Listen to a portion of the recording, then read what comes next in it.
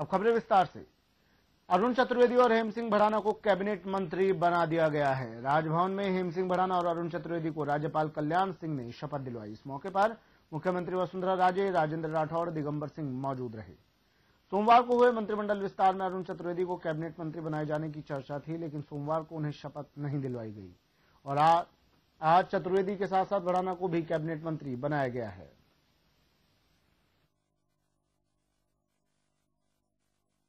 देख सकते हैं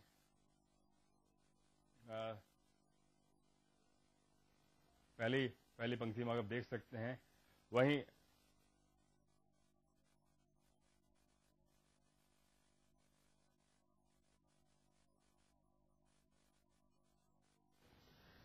कैबिनेट मंत्री पद की शपथ लेने के बाद अरुण चतुर्वेदी से बात की हमारे न्यूज कोऑर्डिनेटर योगेंद्र शर्मा ने।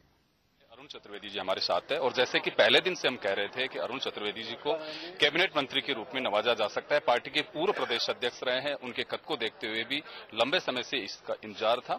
अरुण जी, कैबिनेट मंत्री बनाया गया आपको। अरुण राज्य मंत्री से कैबिनेट मंत्री को लेकर के लंबे समय से कयास लगाए जा रहे थे आपको। नहीं, तो सतत प्रक्रिया रहती है। संगठन में कार्यकर्ताओं को दायित्व और उनके कद को बढ़ाने का प्रयास पार्टी हमेशा करती रहती है। इस बार भी शायद मुख्यमंत्री जी ने इस सबसे चर्चा करने के बाद निर्णय किया होगा। जहां तक काम का विषय है, जो भी दायित्व मुझे सौंपा जाएगा मैं उसको बढ़ाने का और परिणाम तक पहुंचाने का प्रयास करूंगा। जी, लेकिन दूसरे दिन ही शपथ ग्रहण समारोह, कल भी शपथ ग्रहण हुआ था, उसके बाद में ये लंबा जो अंतर रहा, क्या वजह मानी जाए? वजह तो मुझे नहीं पता। आज मुझे कहा गया कि आपको शपथ लेने आना है। मैं इसके बारे में अंतिम रूप से कोई बात कहनी होगी तो मुख्यमंत्री जी बताएंगे। जी, पहले से कुछ इस तरह की चर्चा थी आपके साथ में संगठन के लेवल पे कि आपको कैबिनेट मंत्री बनाया जा रहा है? देखिए, कभी भी जो कार्यकर्ता जिसके बारे में निर्णय होता है, मैं तो पुरानी परंपरा मुझे ध्यान है कि संगठन उससे चर्चा नहीं करता। हमेशा जिस स्तर का कार्यकर्ता है उससे ऊपर के वरिष्ठ कार्यकर्ता आपस में चर्चा करते हैं और निर्णय तक पहुंचते हैं। तो कैबिनेट के विस्तार में कास्ट इक्वेशंस को भी देखा गया।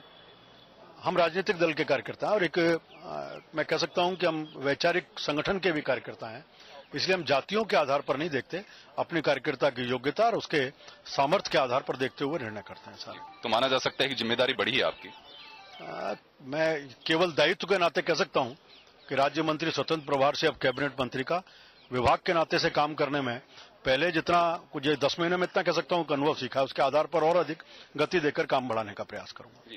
कल मुख्यमंत्री जी ने आप लोगों के साथ में चर्चा भी की, तो विशेष कुछ निर्देश दिए? नहीं, जैसा मैंने अखबारों में पढ़ा वो निर्देश नहीं दिए।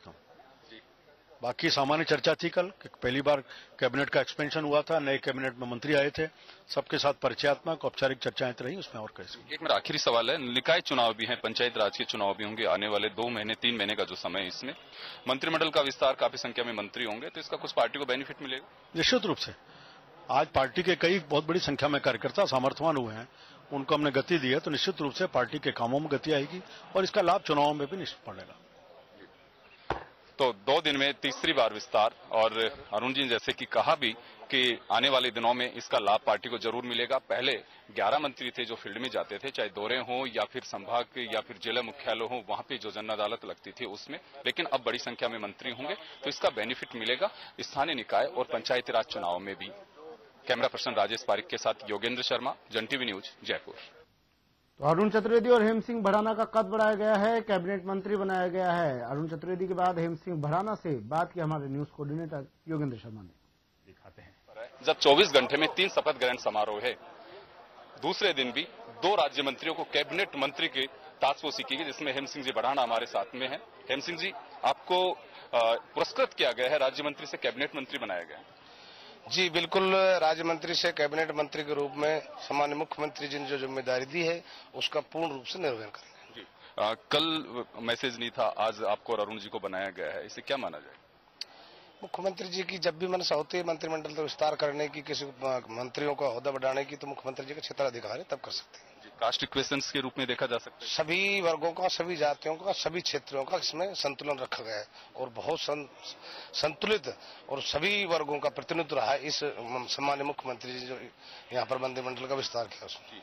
बिल्कुल, गुर्जर समाज से प्रतिनिधित्व आप करते हैं और पिछले दिनों समाज के प्रतिनिधि जो आंदोलन की राह पे थे, उनसे चर्चा करने का मौका भी मिला आपको लगता है कि समाज की जिम्मेदारी के नाते भी आपकी दोहरी जिम्मेदारी बढ़ गई है?